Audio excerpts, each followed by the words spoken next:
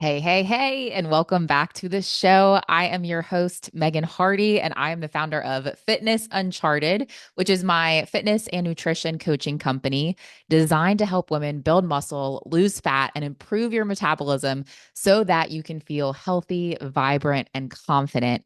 And have complete food freedom. And today, guys, we are talking about how to get your first pull up. Yay! Or how to build your pull up strength so you can do more pull ups. If maybe, let's say, you can already get 2 to 3 unassisted pull ups, that is awesome. But maybe your goal is to get 5 or 6, or maybe your goal is to get like 10 pull ups.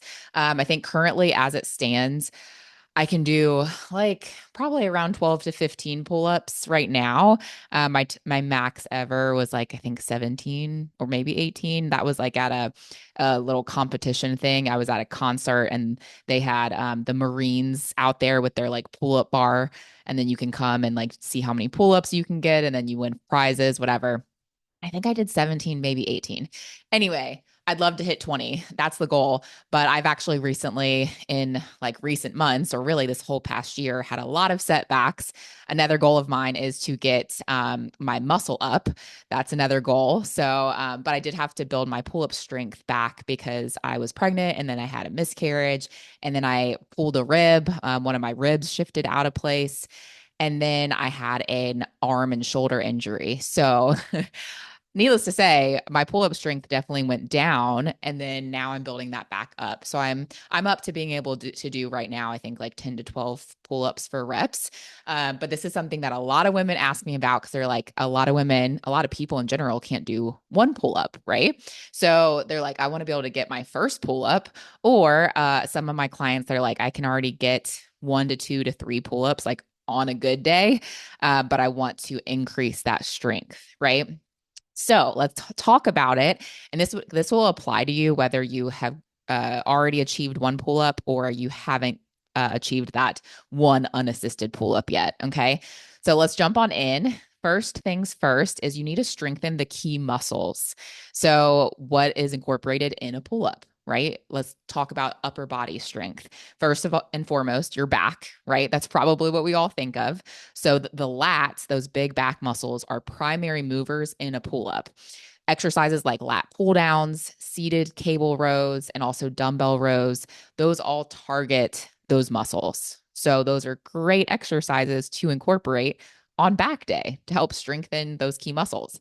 Also, your shoulders. Your shoulders are actually incorporated in a pull up too. So, like overhead shoulder presses and lateral raises, those will help you build your shoulder strength, which helps you to stabilize the movement. So if you think about it, we actually need it does kind of even incorporate shoulders because we need to stabilize ourselves while we're doing the pull up.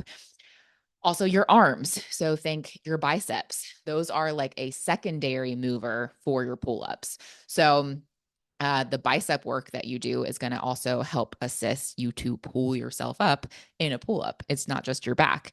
So incorporate things like bicep curls and even chin ups. So chin ups are just like an easier version of a pull up, and that's going to help you build your arm strength. So with a chin up, you are actually incorporating more of your bicep than you are the back muscle, or I'm sorry, than you are like in a regular pull up.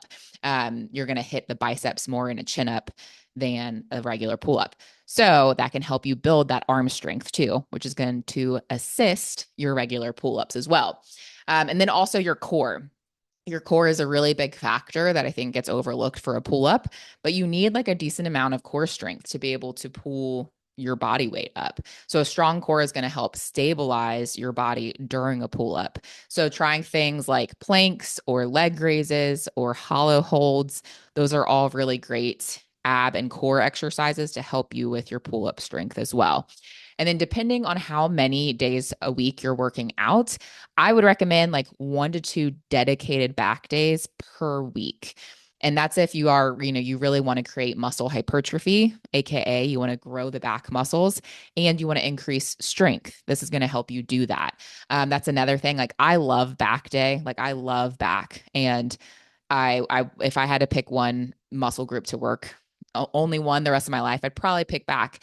And that's also what I tend to get the most compliments on is my back muscles or hypertrophy because I work them really hard. And so if you want a sexy back, if you want your back to look muscular and defined, right, and toned, this is going to help. And you incorporating these exercises throughout the week, but then also it's going to help you build your strength too for your pull up, right? So that's first things first. That stuff is going to help assist in the strength you need for a pull up. And then also, you want to practice assisted pull ups. This is key. This is so key. So, a couple things you can do resistance bands. So, whether you're working out at home or at the gym, if you have like a squat rack at home with a pull up bar, or you have even like there's pull up bars you can put in your doorway, but you can use resistance bands to loop it around the pull up bar and then loop it around your foot or step your foot into it to help assist your weight up. And that's going to help give you the assisted pull up to help build that strength, help you practice a pull up without having the full weight of your body. It reduces your body weight, which is going to help you perform the pull up with less effort. And then what you'll do is you'll gradually decrease the band's resistance as you get stronger. So that's where you'll want a variety of band resistances. And then as you're getting stronger, grab a lighter resistance band to help you because it's going to counterbalance your body weight. You could also use the assisted pull up machine at the gym. This is my personal favorite. This is also how I personally built my pull up strength, was doing assisted pull ups once, if not twice a week, using the assisted pull up machine at the gym. And many gyms will have this where you can adjust the counterweight, allowing you to practice your pull ups with support. So on a pull up machine, assisted pull up machine, it's counterweight, which means that the heavier weight that you put on the machine does not add weight, but it is taking off that much weight off your body. So it's countering your body weight. So that means the lighter the weight, the higher up you put the pin on the machine, the harder it's going to be because you have less counterweight countering your body weight. So a thing to do here is to practice on the assisted pull-up machine and do as many sets as you can at, let's say you're going for 10 reps, and let's say you put it on, the pin, let's say you put it at like level 6, right? So that's taking, for most machines, that would be taking like 60 pounds off of your body weight. Let's say you're able to get 10 reps at that. You're like, yes, awesome. And then your next set, you're only able to complete like 8 reps because you're fatiguing, right? At that same assistance. Well, then what you can do is just put the pin on level 7 so that it's going to give you a little bit more assistance so you can complete the rep range, right? Finish out the reps. Then on your next set, go ahead and leave it at 7 and try to get all full 10 reps again, right? So this is how you're going to build up your strength. And then as you're getting stronger, what's going to happen is you're going to be able to put that pin lower and lower, where eventually you're doing it unassisted without any counterweight. And that's the goal. So this is huge. Just to say, I would say hands down, if I could only pick one, it would be that. Also, a couple other things you can do to help practice the pull up movement, because I do find this helpful versus just doing strength and muscle hypertrophy based exercises, is really like practicing that motion of the assisted pull up, because you're going to incorporate more full body in ways that you don't with like isolated exercises. So one thing you can do is negative pull ups, and that's where you're gonna jump to the top position of a pull up bar. Like your chin is going to be just above the bar. So just think like, okay, if you're doing a pull up, you're jumping up like from a box or platform to that top position. And then you're going to slowly lower yourself down. And this builds strength in the muscles used for pull ups, focusing on the eccentric part of the face where you're doing that lowering down. And then another thing you can do is inverted rows. This is really great. You can set a bar at like your hip height. So you can use a bar on a squat rack. You can also, I like to use a Smith machine for this sometimes too, and set the bar around hip height and lie underneath of it, and then pull your chest to the bar with your feet on the floor. So it's like an inverted row, AKA like an upside down row. And this is a great beginner movement to strengthen your back and shoulders. So you could aim, let's say for this, like aim for 3 to 4 sets of 10 to 12 reps as like a reference range or starting point. This would be really great to help build your pull up strength and back muscles, those inverted rows. And just so you know, the lower the bar is, the more inverted you are, or AKA the more horizontal you are, the harder it's going to be to pull your chest up towards that bar. So the inverted rows are great. Scapular pull-ups, that's another one. So what you can do with a scapular pull-up is you are dead hanging on a pull-up bar. So from that dead hang, pull your shoulder blades down and back, keeping your arms straight. So if you're from a dead hang, jump up on the pull-up bar, you're just hanging there, wiggly, willy-nilly. But then what you're going to do is you're going to pull your shoulder blades down and back. So you're going to have this like slight lift. It's going to be subtle, but you should slightly move upwards as you pull your shoulder blades down and back. And what that's going to do, it's going to target your scapular strength, which is foundational for pull-ups. So doing that, again, you could do like 3 to 4 sets of this, and that's going to help you build that pull-up strength. Another thing to focus on is your grip strength. This also is incorporated in a pull-up as well.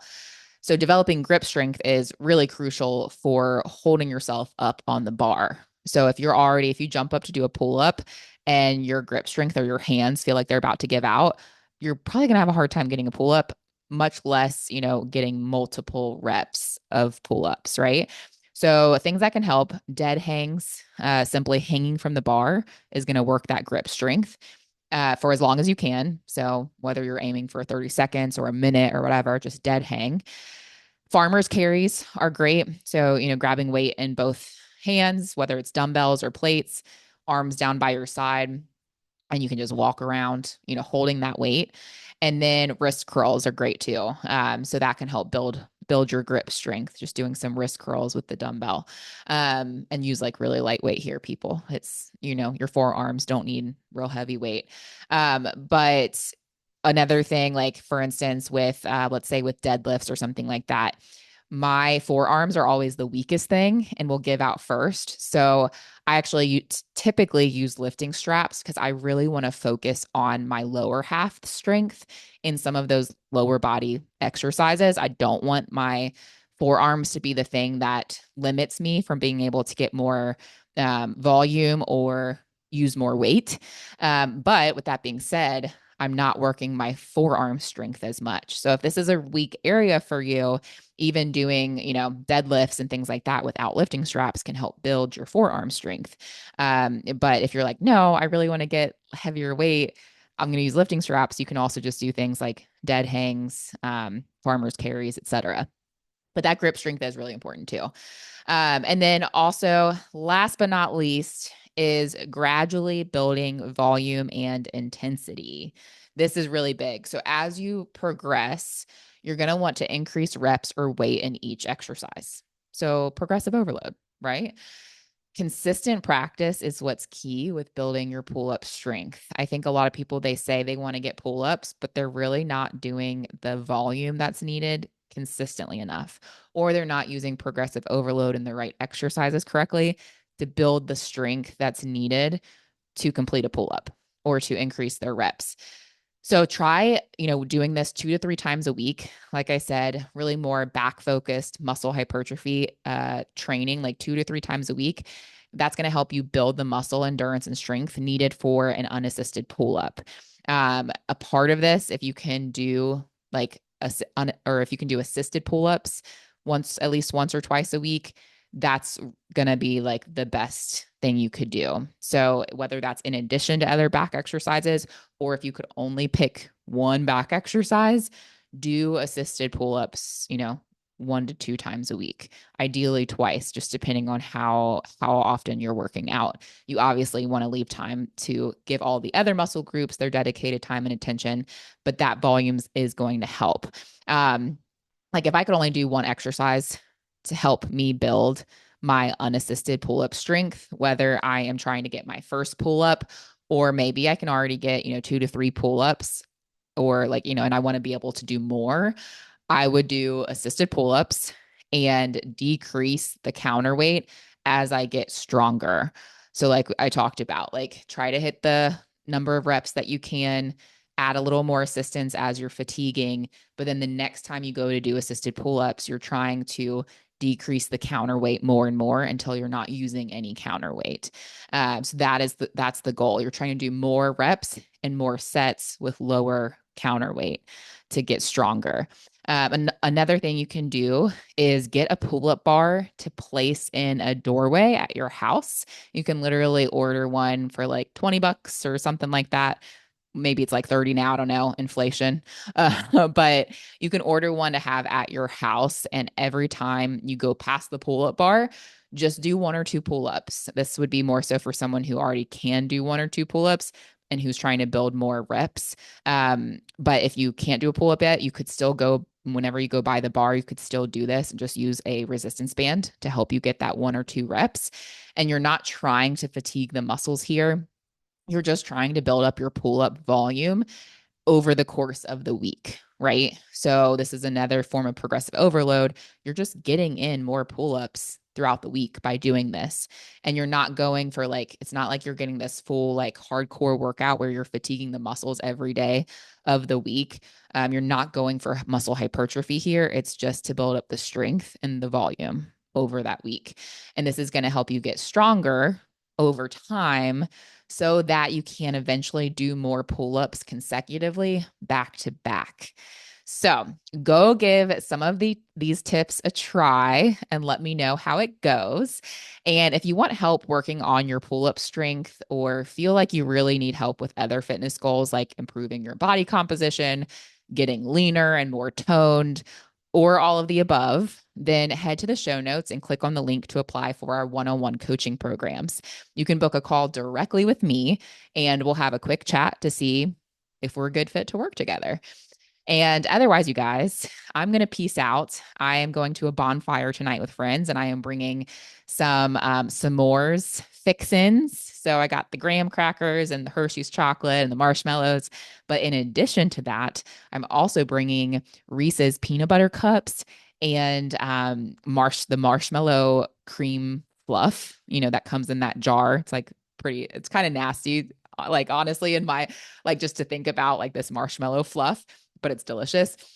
And what you do, I don't know if you've seen the viral TikTok, but it's going viral right now. Instead of using Hershey's for your chocolate to melt, you do a Reese's peanut butter cup and you put that on the s'mores stick, and then you dunk it in the marshmallow fluff, and then you put it over the fire and let it heat up, and then you put that on your graham cracker.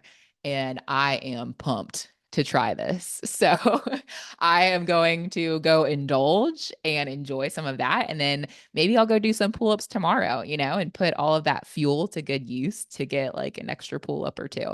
So anyway, guys, I am signing off for now. Make it an amazing day, and I'll catch you on the next episode.